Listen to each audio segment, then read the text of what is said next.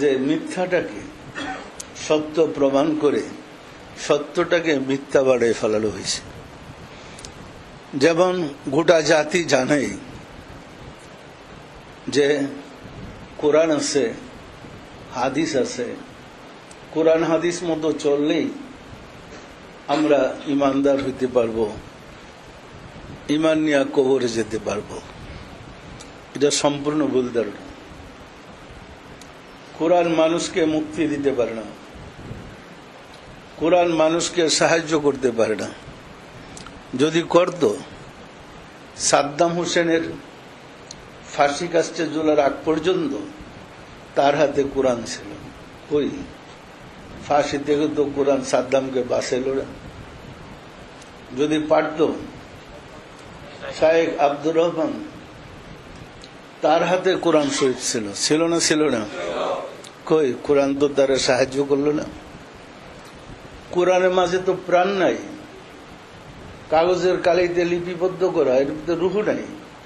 তো প্রাণহীন কোরআন আপনাকে সাহায্য করবে কিভাবে? হযরত আলী কারিমুল্লাহ ওয়াজহুর সাথে মুআবিয়ার যখন একটা যুদ্ধ হয়েছিল, ওই সময় সিফফিনের যুদ্ধে বর্ষার অগ্রভাগে কোরআন শরীফ ঝুলে রেখে বলতেছিল, মুআবিয়া আমরা কোরআনের ফয়সালা বানি। ওই সময় হযরত আলীর পক্ষে যারা ছিল তারা যুদ্ধ থেমে দিল, মানে যুদ্ধ বন্ধ হয়ে গেল। এমন সময় হযরত আলী বললেন, এই কোরআন দিয়া তোমাদেরকে ধোঁকা দেওয়া হয়েছে, তোমরা যুদ্ধ চালিয়ে যাও। একদল অস্বীকার করে যুদ্ধস্থান ত্যাগ করলো, আলীর কথা অমান্য করে তারা খারিজি নামে অভিহিত হইল। কিন্তু এই ইসলাম ছিল মুআবিয়ার ষড়যন্ত্র ইসলাম, চক্রান্তের ইসলাম। পরিষ্কার?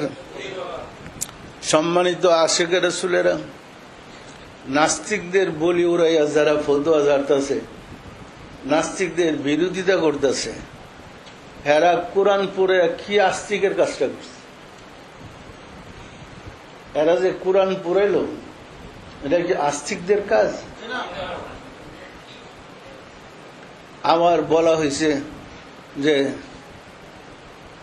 ওই একটা রাজনৈতিক দলের লোক কোরআন পড়াইছে, ওইখানে তো হুজুররাই সব,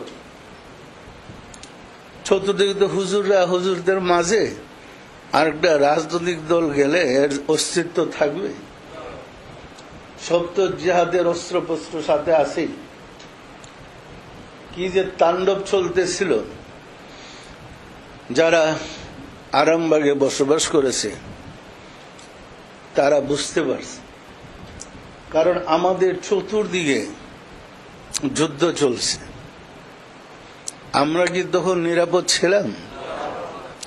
সম্মানিত আশিকে রাসূলেরা, সুতরাং মনে রাখতে হবে, আপনাকে চরিত্রবান হইতে হইলে চরিত্রবান ব্যক্তির সান্নিধ্যে যেতে হবে।